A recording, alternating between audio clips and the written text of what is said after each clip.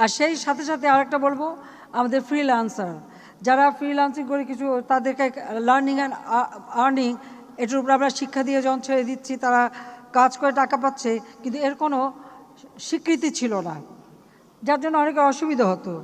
এমনকি বিয়ের ক্ষেত্রেও শ্বশুরবাড়ি জিজ্ঞেস করা হতো জামাই কী চাকরি করে।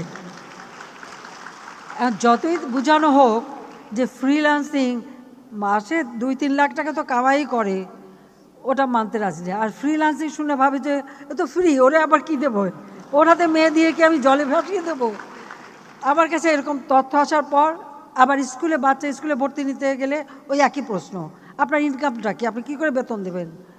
তো মহা মুশকিল। তারপর আমি জয়কে বললাম যে ফ্রিল্যান্সারদের জন্য একটা ব্যবস্থা করতে হবে, তাদের সার্টিফিকেট এবং তাদের রেজিস্ট্রেশন এবং তাদের এটা একটা জব তারা করে যাচ্ছে, একটা কাজ করে যাচ্ছে।